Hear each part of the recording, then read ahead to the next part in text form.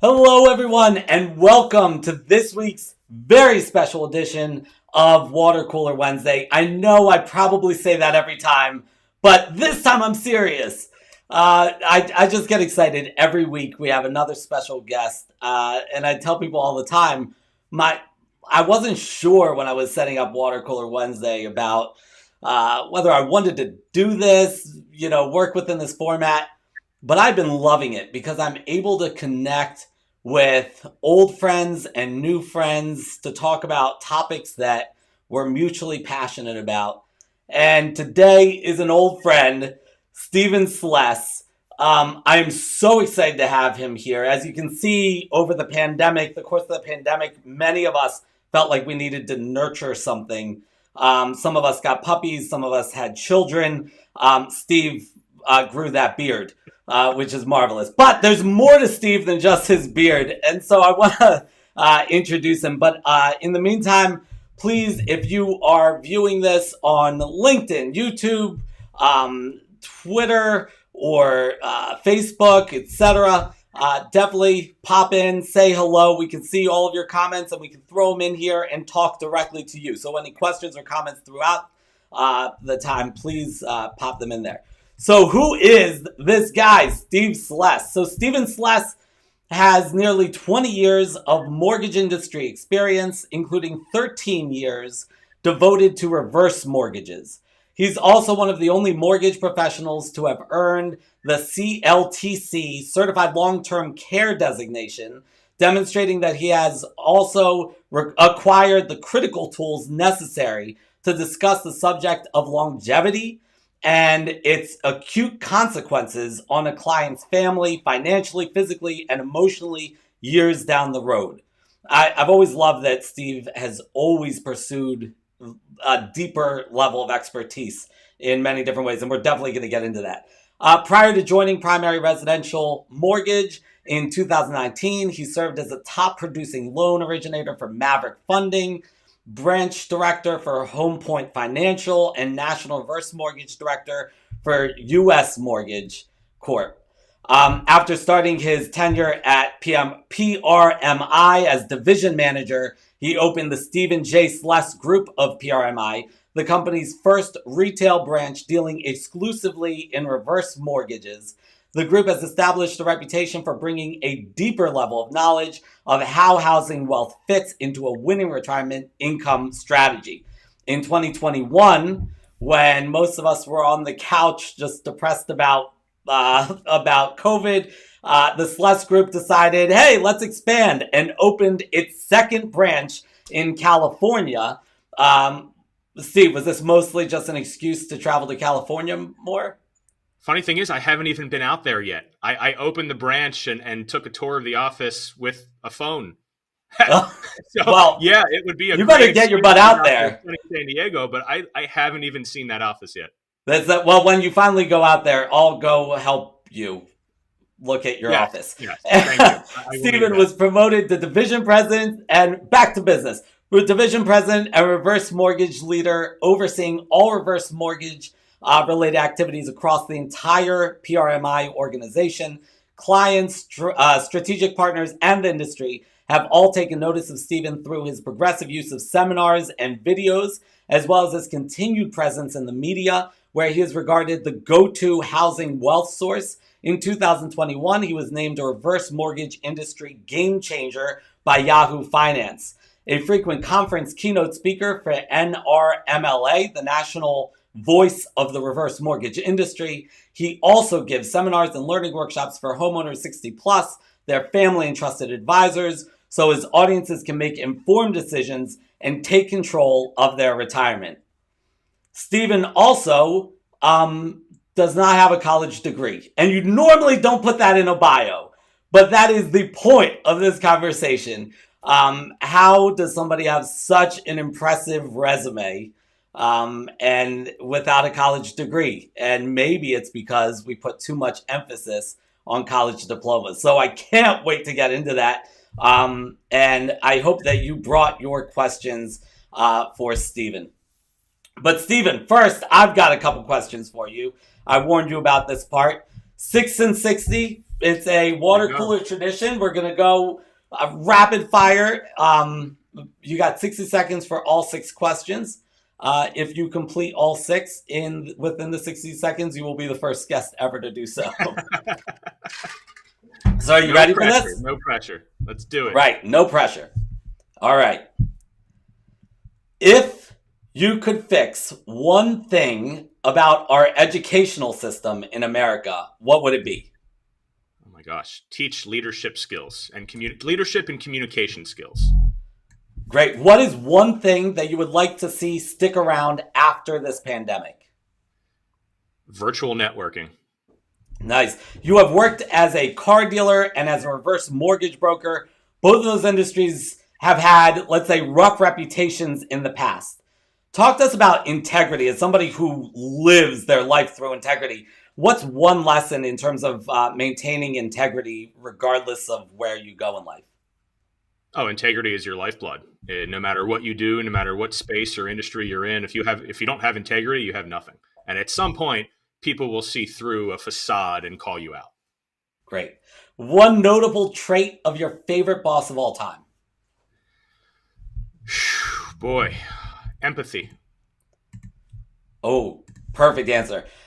You describe yourself as having severe ADHD. What is one tool or practice you would recommend for helping someone with a similar sort of thing in their work or life? Don't take no for an answer, and excuses don't matter, right? You gotta do the work. Yes. And finally, we can't ignore the elephant in the room. How do you make your beard so shiny? Oh man, I'm gonna give a plug to my buddy Dan Command. If you go to YouTube, look up Dan C Bearded. He's got about 50,000 YouTube subscribers. I Wow. religiously follow him and watch every single video. Dan Command. That's Dan C. What is it? His handle on YouTube is Dan C Bearded. His All name right. is Dan Command. Great plug. We will definitely have to check that out. I told Steve that usually I'm like working on my questions up to the last minute. But instead I was in the bathroom trying to like manage this mess that I call a beard because I knew that I was going to be having Steve on, and that's intimidating. So Come with me to my next barbershop visit. yeah, I would love to see the magic that goes into that. We'll But document it. We'll do a whole show on it. let's do it. I love it. Done. So, Steve, we were talking, and earlier I was saying what I love about doing the water cooler is that it gives me this opportunity to dive deeper on all of these different topics, and I very selfishly select only people that I absolutely love and adore, and topics that I'm very interested in. And sometimes I start with the topic, and sometimes I start with the person. This time I started with a person. Steve is an incredibly talented guy, super charismatic, really has done so much in his short career. He's not an old dude. And I knew I wanted to speak with him, but when we got on the phone to sort of figure out what topic do we want to really zero in on, he just came up. Steve's like, oh yeah, and I never went to college. I said, what? You never went to college? So I immediately hated the guy because here I am pursuing my PhD, like how many years since I've started, clearly a lifetime student. And while I'm going through that process, Steve has been like running circles around me as he's growing this empire and doing some amazing things. And it really made me think I want to talk about this topic, specifically why do we think that college is this necessity? Why did it surprise me when Steve said he didn't? And also zone in on neurodiversity and the role that plays in all of this. But Steve, to get us there, I would love for you to tell us your origin story. How do you go from car dealerships to PRMI? Like, how did that happen? Boy, peeling the onion back. This is something that I have never done before. So I appreciate the opportunity, David. It's great to be with you. What an amazing platform you've created with this show. And it's just awesome to watch you and your success. I mean, we've known each other for a long time now, and just to watch you and what you're doing, it's really great. It's really special. Again, thank you so much for being on. So my story, it looks a little bit like this. In high school, I was, I think, a typical high school kid, yet a little bit confused about what I wanted to do. I think early on, they start talking about career paths in ninth and 10th grade. And boy, that was the last thing on my mind as a 14, 15, 16-year-old. So I graduated high school and found myself unsure still of what I wanted to do in my career. And I started to sell cars. And it wasn't even, I had no interest in sales at the time. I just wanted to get out there and make money and just experience something, right? Something that hopefully would open up a door to other avenues and find my career path. And at the time, everybody had told me, well, if you don't go to college, you'll never be successful. And I think I've carried that chip on my shoulder for the past 20 plus years. And that is something that it's ingrained in me, and it has driven me forward. I was in the car business for about 4 years. And then at the time, early 2000s, the natural progression from car business at that point, because in the car business, it's a great industry. The training in the car business is fantastic. But at 19, 20, 21 years old, I was working 60 plus hours a week, and I was getting pretty darn burnt out. And I transitioned and pivoted over into the mortgage industry and really fell in love with the effect and the change that we could have on people. Helping people at that point. We were doing a lot of refinances, a lot of purchases.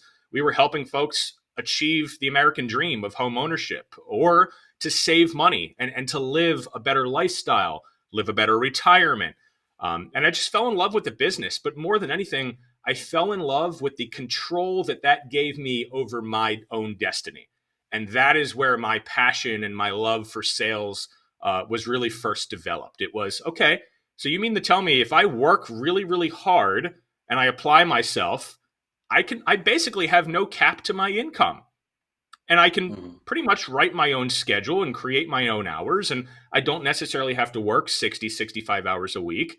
But if I do, gosh, I'll just make more money. And I just fell in love with that concept. And here we are, close to 20 years later in the mortgage business. And it's been incredible. It's been an incredible ride. I transitioned from the traditional mortgage world to the reverse mortgage world right around 2007. And in retrospect, it was the best career choice that I ever made.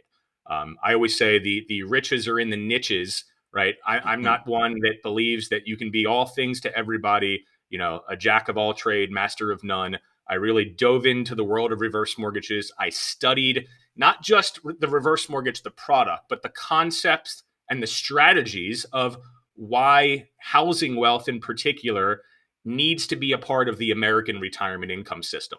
And I've applied myself into that, and I've gotten certified in long-term care. Long-term care is a big talking point in our practice.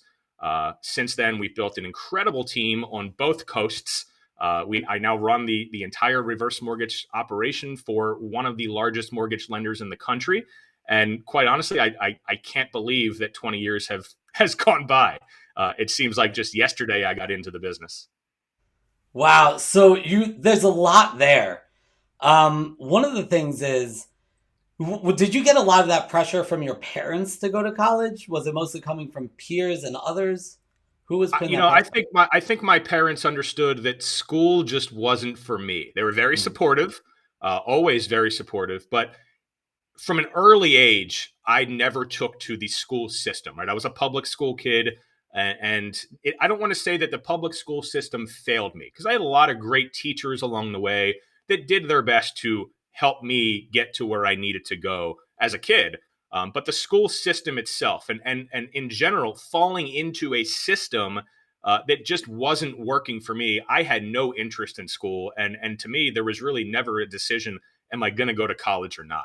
I had no interest in pursuing further education. Now, I have since gotten the CLTC designation, and I'm working on other industry and professional designations to achieve more education in my craft, in my field.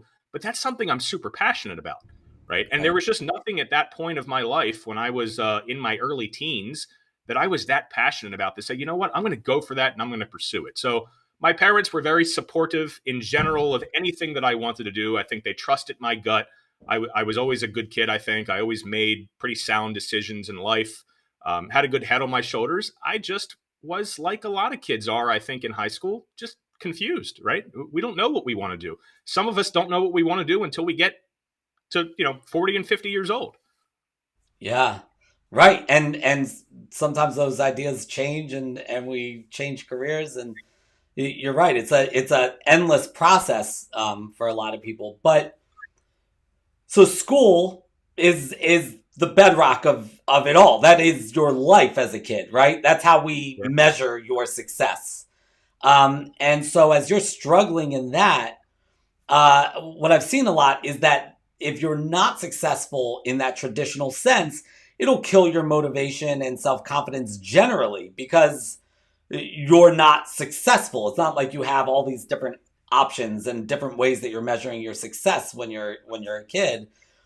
Did you have that lack of confidence? And if not, how did you maintain a level of confidence when you're struggling in school? Oh yeah, the Steve that sits before you today is a very different Steve than when I was in grade school, middle school, high school.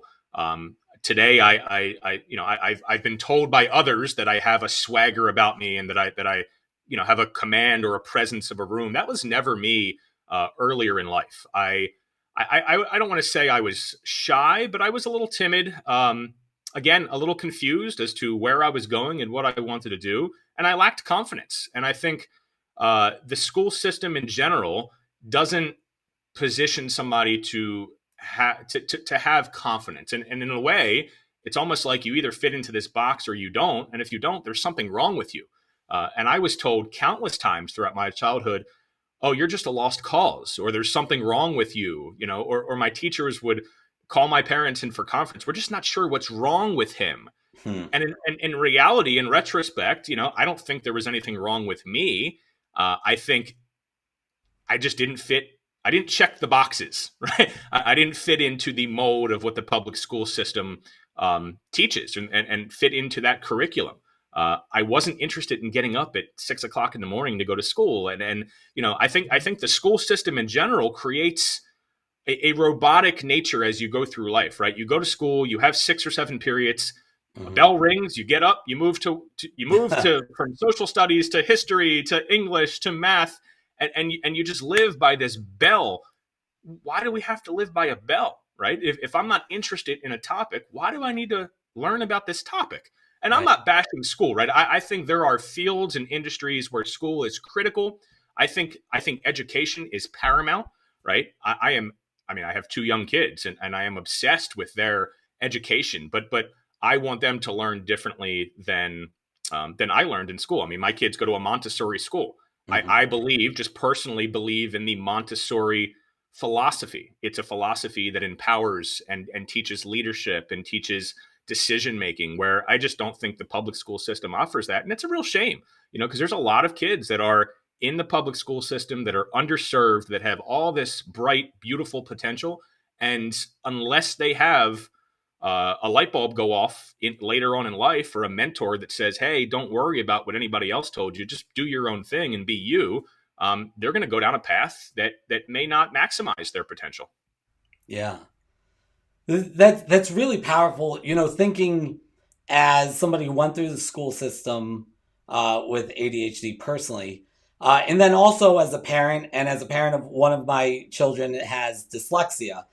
And hearing it, schools sort of set you up that if there's not the right fit for that very narrow sort of way that we tend to teach our kids, then you're seen as a misfit, right? Right. Right. And how many of you that are viewing us right now, or on the replay, felt like a misfit in school, that you just didn't fit what they were looking for? If you felt that way, or if you're currently in school and feel that way, just put hashtag misfit.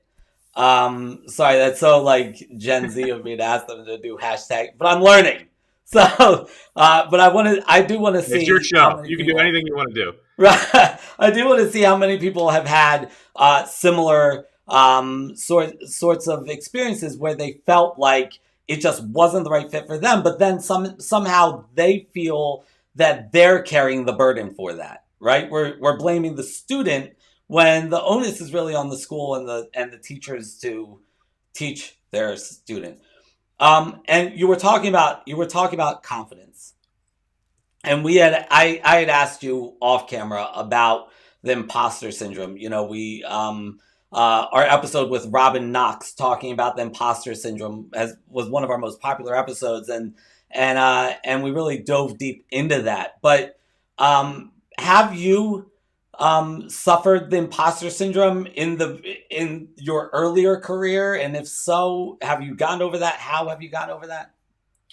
David, it's a great question. I've always been supremely confident in my own abilities, right? It's why I fell in love with sales early on in my career. And I think sales gets a bad rap, right? Sales is not a four-letter word. And in today's day and age, it's become that. Sales is helping people, right? So I was always supremely confident in my ability to connect with people, in my ability to communicate my message, to get people to do what I need and want and desire for them to do. So I wouldn't say I suffered imposter syndrome. Now, I live every day in paranoia as a business operator, right? Am I doing the right thing? Am I making the right decisions? And that paranoia is ongoing, and that's constant. And I think any business leader has a little that those butterflies every day. We wake up with butterflies in our gut telling it, and you have the devil and the angel on each shoulder, right? Make this decision, don't make that decision. Or am I doing the right things? Am I saying Yeah. the right things? So I wouldn't classify that as imposter syndrome. Now, I assumed a leadership role early on. I mean, I got into leadership and management in my 20s. And so I was managing and leading teams of folks that were 20, 30 years my elder. So they may have thought that I was an imposter early on, uh, but I've always been able to connect with people, and I've always been Yeah. able to communicate and convey my message. And I think that came from my experience selling cars. Uh, Mm. I think the car business is an incredible place to start for folks that are first entering sales or just are unsure of themselves.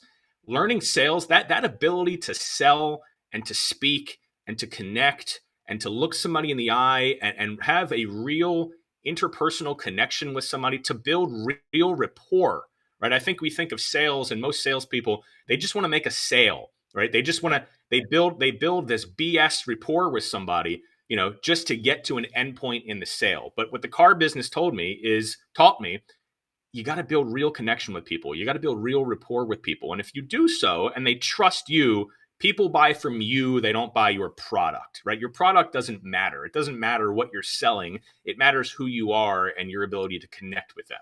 Um, Yeah. so that was a very long-winded answer to your question of imposter syndrome, which is no. I wouldn't say I have imposter syndrome, but I do have concerns and worries and struggles each and every day. So I want to continue down talking a little bit more about that.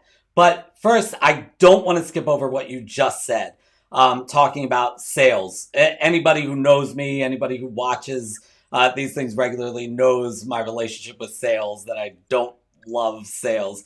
But I love what you just said about sales as helping people. One thing I want the audience to know about you is that Steve has regularly shared testimonials and success stories that end with the potential client saying, "Steve told me this wasn't for me." They came to him for a reverse mortgage and he recommended away from it. And if that's not, a clear sign that the guy is living within his own integrity and viewing sales the way he's preaching about sales, that it really is to find the best thing for the person and try to help out, which is also evident in your work in terms of furthering your education through your certifications, right? Because that's tangentially related. That's more related to your client base than to reverse Sure. mortgages specifically, right? Yeah, So I yeah. definitely didn't want that to pass without people understanding that about you. Um, Sales is about suitability, finding the suitable product for each particular person, right? Everybody's needs are different, right? Somebody comes to us for a reverse mortgage. Why? Why are you interested in a reverse mortgage? First question is always why, and then we have a series of questions that we ask to determine their suitability, and that just goes to an ethical code that we have that I think all salespeople should have, and I think sales in general gets a bad rap. You think of sales, you think of shady used car salesman or door-to-door vacuum salesman. Uh, Sales today it encompasses every business, right? Every business is in business because they sell something, right? You mentioned you don't like sales, David. I would argue you're one of the best salespeople that I've ever met because you're charismatic. You have a way that you connect with people and you convince them, or you challenge them to think a certain way. That's sales. Sales isn't always selling a product. Quite oftentimes, it's selling yourself. right, right. That's powerful. I don't believe you, but that's powerful. So, so okay, so you have school and nothing but struggles there. You get out, you're like gonna find your way. You feel confident in yourself, and you're talking about how you never really suffered from the imposter syndrome, but you recognize that other people may have viewed you as an imposter as you went. I was wondering if there were any like notable roadblocks along the way within the working world and your pursuit of jobs and a career. Roadblocks that you hit because of your lack of education on paper. Oh, I think even today in my current role, I still struggle with things that I wish I learned in school, right? Mhm. I struggle with Excel spreadsheets. I source my Excel spreadsheets. I just don't know how to do it. I couldn't sit here and program and code an Excel spreadsheet right now, literally if my life depended on it. So I outsource, and I also learned that early on. Hey, if you're not good at something, you can build a team around you, right? Yeah, And you can hide some of your insecurities and lead a team. And delegation is really an important key component to leadership. Understanding what you're good at, understanding what you're really not good at, and right. finding people to come in and do the stuff that either you don't want to do or you're no good at. Um, so yeah, I wish I learned more IT. I wish I learned more programming. I wish I learned more just technical stuff in school. Now, I would argue 20 years ago, a lot of that wasn't really taught in school. Had it been, I think maybe I would have done a little bit better. Had it been, I Right, think more kids would have been set up for success. But we're living in a different world today. I mean, Excel spreadsheets weren't really a thing when I was in right. school. Right. But yeah, I think I have. Could I have gotten further and advanced further in my career had I had more of a internal skill set? Yes. What I had is tenacity and an ability to move my way up the ladder just out of curiosity, right? When I sold cars, I was always in the sales manager's office. I was a fixture in the office. I learned, I listened. Same thing in the mortgage business, right? I was always in tuned and curious about what leadership is doing to run this organization. And Mm. it was kind of a crash course on business and leadership and management. So I just learned on the fly. Maybe I should have taken a course out of high school in management or communication or leadership. Could I have gotten to where I am or further sooner? Maybe, but I think tenacity and just that constant curiosity is critical in any field. And I would say if you're not curious, why not? Right? Because that tells me you're Yeah. not passionate about what you're doing, and maybe you're doing the wrong thing. Yeah. You'd think curiosity is all about building knowledge. You think that it would be more. Um, I think that some people view a bachelor's degree on your resume as an indicator that you're intellectually curious. Ironically, many of the people that I know that do not have bachelor's degrees are even more curious, and they like to follow their path of curiosity. And so it makes it extremely difficult to sit through classes that they're not passionate about, that they don't see where it fits into everything. You also were just, and we have a comment. We also have a comment here. Uh, Not a fan of student loans. My Yeah, buddy George. right. But there is this element of when you're pursuing an education. There's a lot of these things that we assume that people are. We assume that they're hardworking and that they have grit and that they, in order to get through that. But I think that people with career paths like you have shown grit. I mean, to build your own path, and you ask this rhetorical question: could I have learned more about leadership if I had taken a leadership course? Maybe, but maybe you would have been less successful, because what I find is a lot of times we try to fit and oh, what model fits here? Mm-hmm. E.B. Box has a quote. A famous statistician has a quote. What he said was, "All models are wrong, but some are useful." And I think when we are learning models and learning theories within school, in that perfect world outside of the mess of the real world, we think, yes, this is the way it goes. This is the model. But none of them actually work just right out of the box in the real world. It doesn't.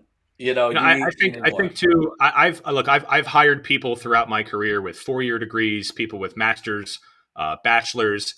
What I found, and maybe it's just in my industry, I don't think so, however, is folks that come into an organization with a lot of credentials and fancy degrees. I'm not knocking those degrees at all, right? I'm not here on a soapbox saying you shouldn't go to college, you shouldn't get a degree.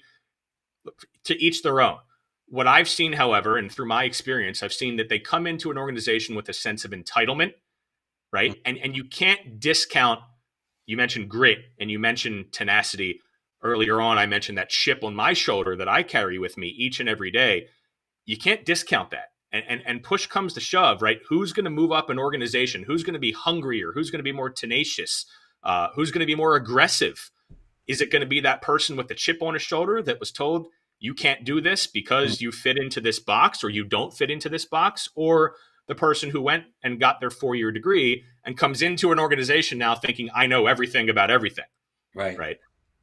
So I just think, look, when I hired today, one, I've gotten away from reading resumes, right? I've transitioned from reading resumes to just learning more in the discovery process, right? Exploring social media. To me today, in going on 2022, if you're applying for a job and you don't have a LinkedIn profile, right? I think that speaks volumes just about, why aren't you on LinkedIn? Why aren't you out there? Why aren't you even, and it doesn't matter what type of job you're applying for.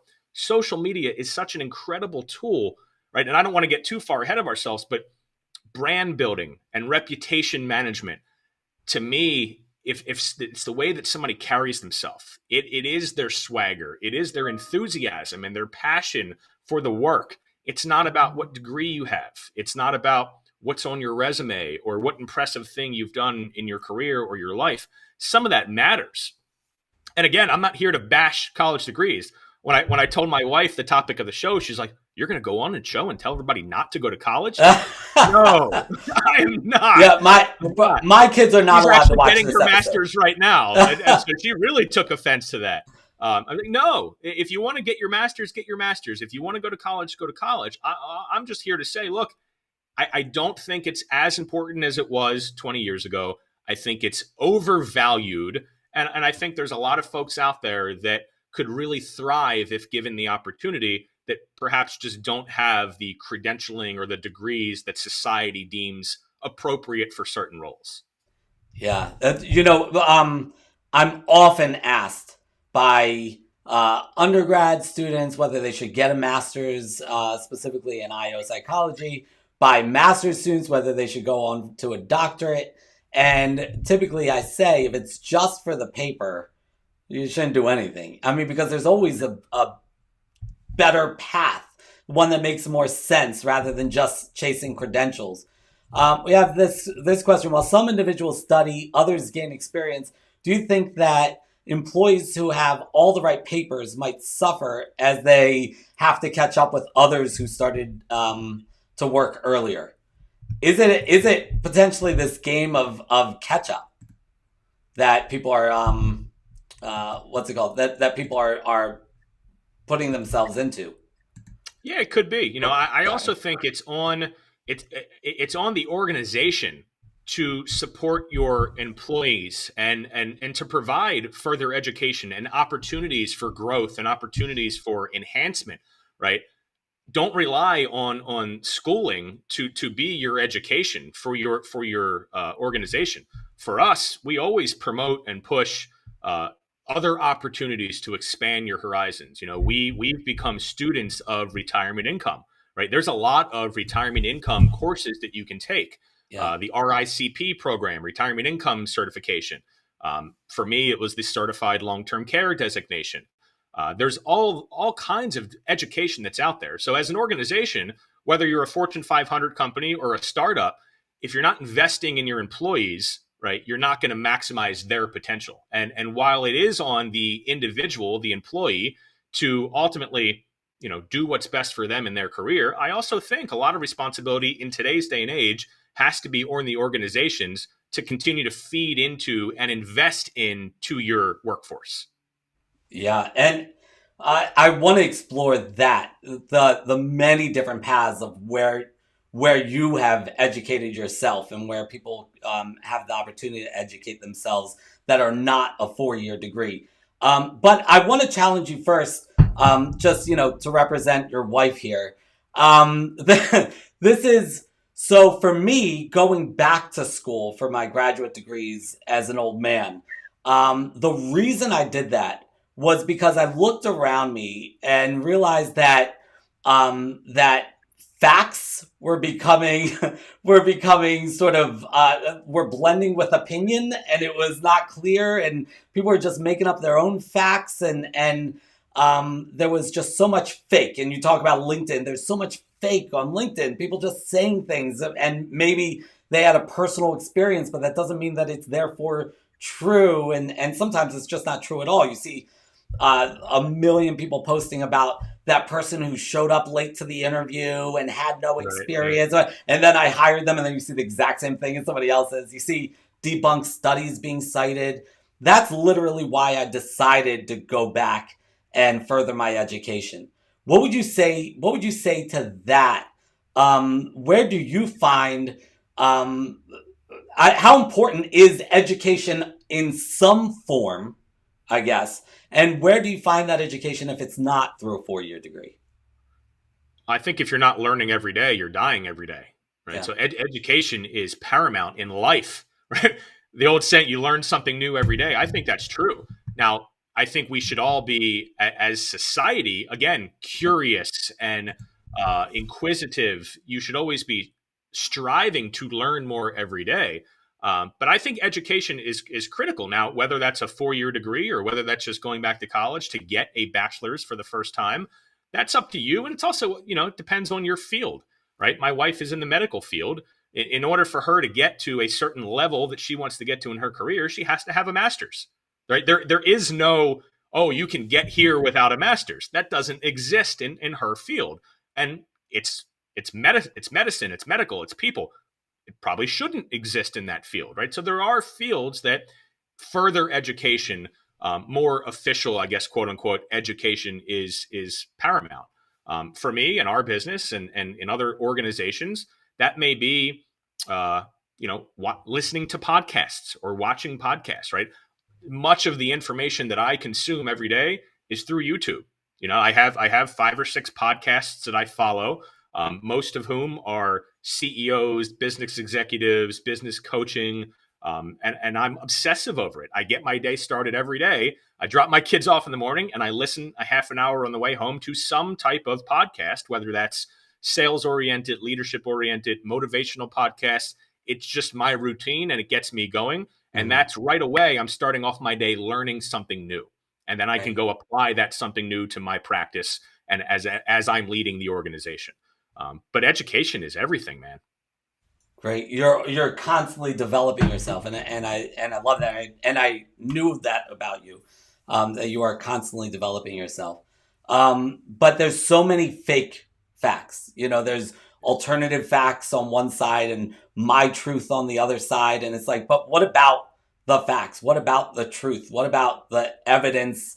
The critical thinking piece. Um, it's my impression that college does that. It helps you figure out the critical thinking piece.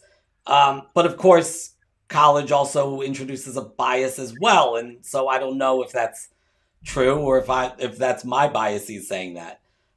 So when you're Right. when you're listening to all the podcasts and things like that, what kind of filter do you have that you're putting it through? It's a great question too. I like to think that I'm a guy of reasonable intelligence and capable of making my own decisions. Right. I'm not Agree. hard. I'm not hard right, hard left. I think I'm like most of America, where I'm in the middle and I lean in a certain direction. Right. This isn't a political podcast, so I'm not going to get into that direction.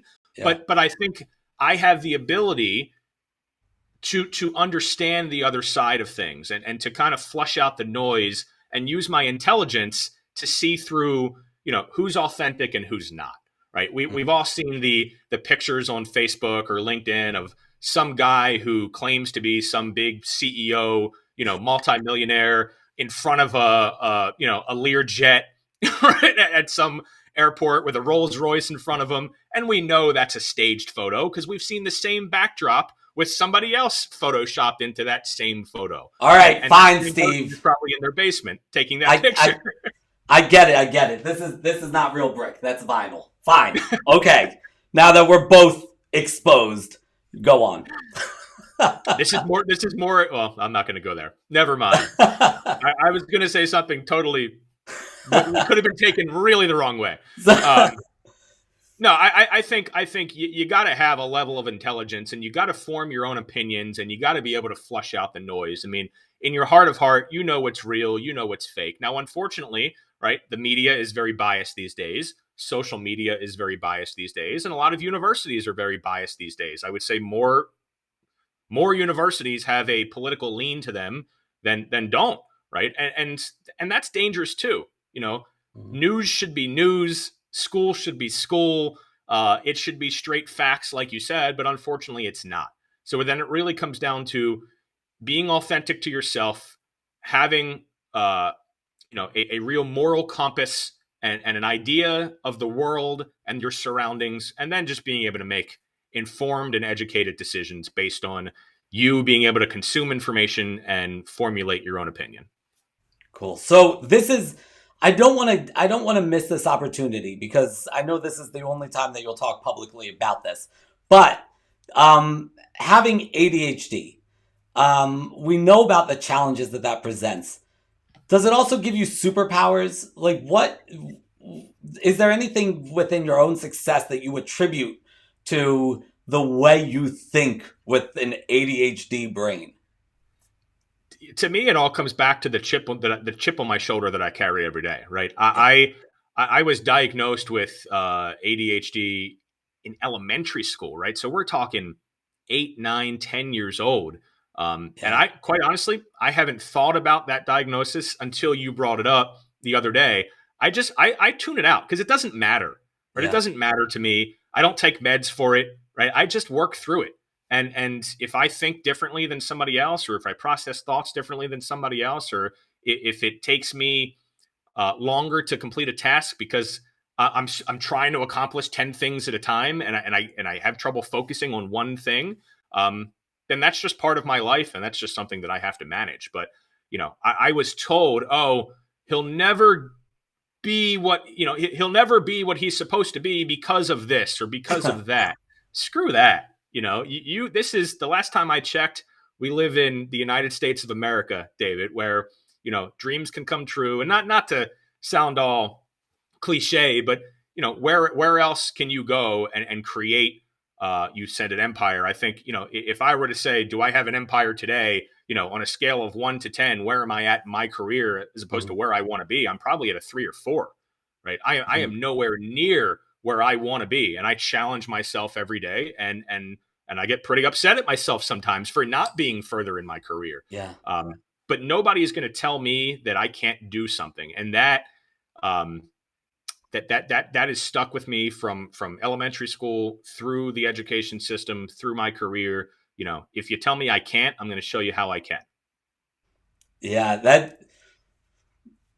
that using the role of being the underdog as the catalyst for that passion is really kind of cool. Very powerful. I know I've told you in the past when I was training for a marathon, and at the time I was like 270 pounds and 5'6". Although don't tell my son, I tell him I'm 5'7". But I'm training for this marathon, and I ran right past this guy, a friend who was like this serial runner. He was like running every single day and whatever, and had run a bunch of marathons. And he said, "I didn't know you run. What are you doing out here?" And I said, "Oh, I'm training for a marathon." And he said, "Oh, you mean a half marathon? That's awesome." And that drove me to the finish line of the marathon months later. Like, I kept thinking back to that. It was more motivational than all the people who were saying, "Yeah, you can do it." The people who say you can't do it, those are the people that really drive. No doubt. Yeah. Absolutely. George says, benefits of Steve's potential ADHD: hyper-focus, resilience, creativity, etc. on steroids. Definitely agree, George. George is my partner in crime. George is by my side, helping me to grow this organization every step of the way. And I think, him and I communicate every day on the creative process, the leadership process. And so I appreciate that comment from George, because that means a lot.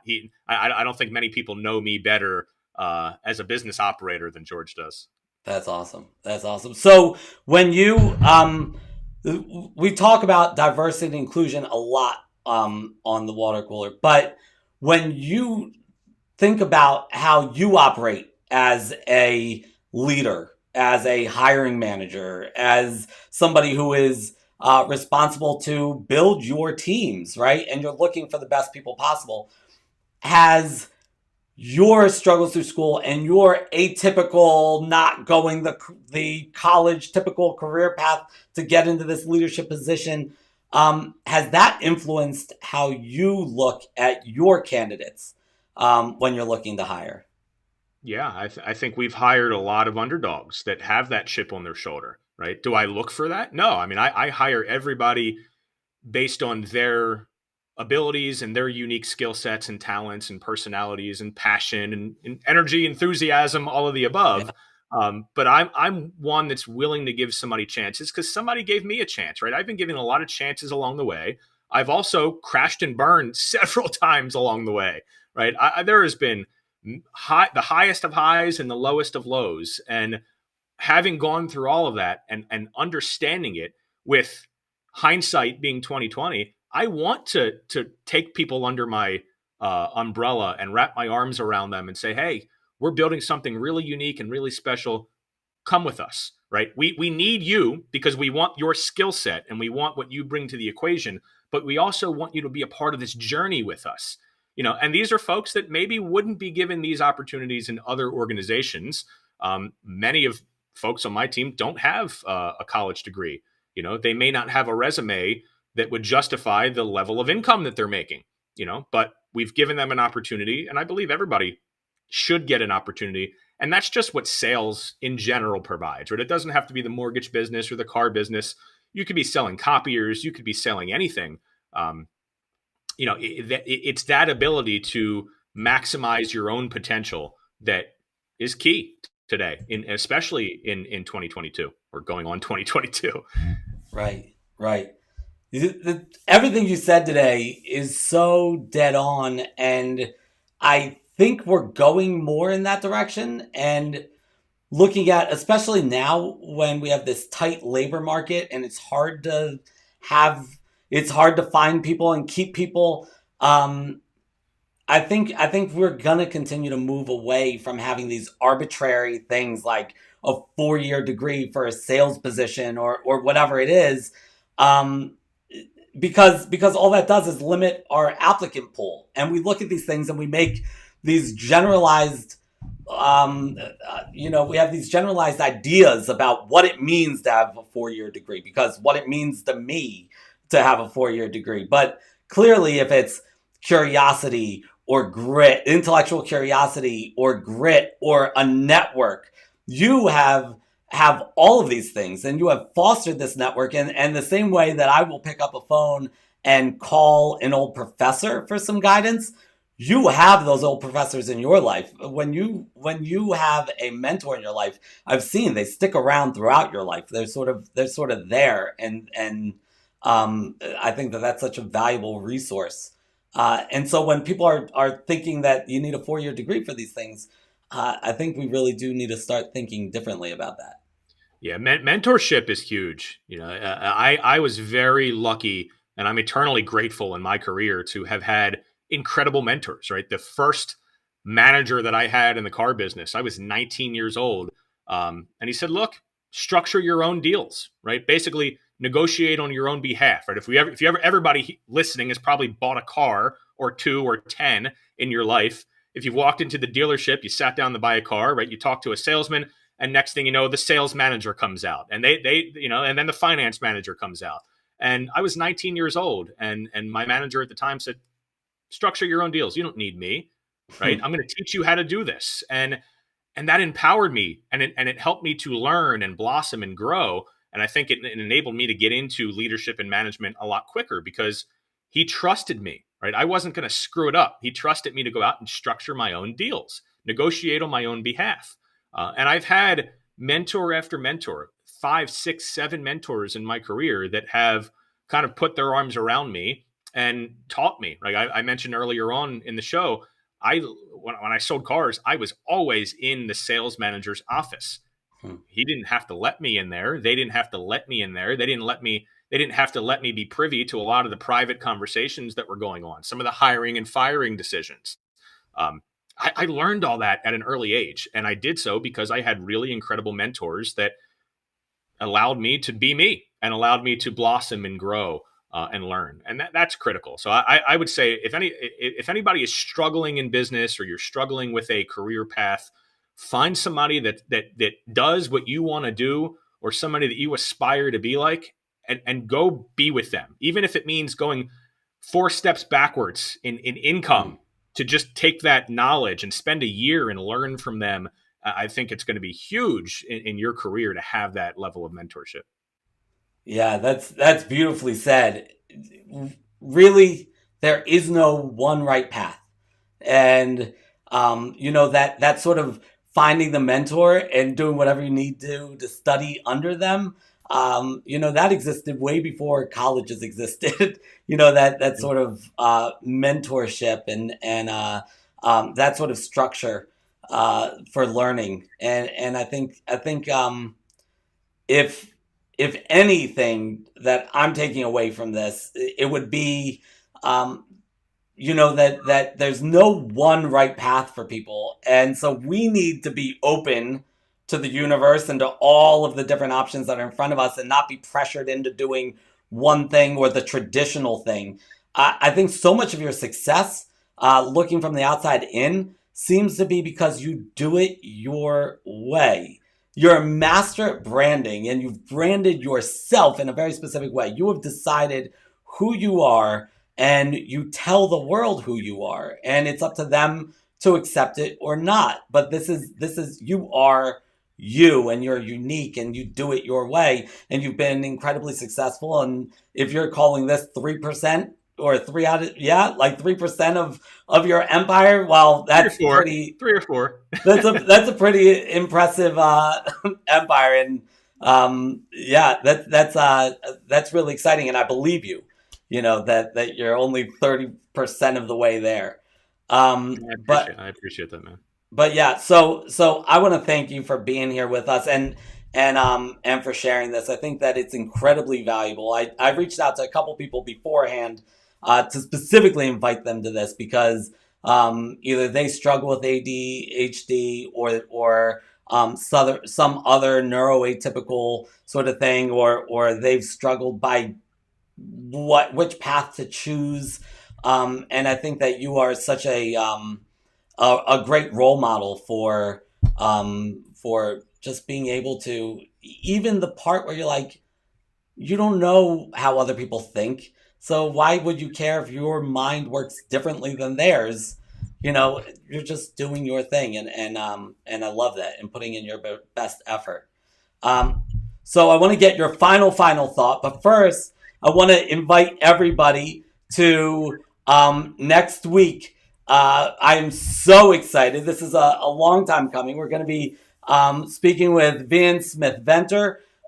He is the founder and managing director of the Marketing Zoo, and he's going to be speaking about managing a remote team internationally. During the pandemic, he decided to skip town and leave his team in an entirely different continent, and they still love him and stuck with him. So I want to know his secrets.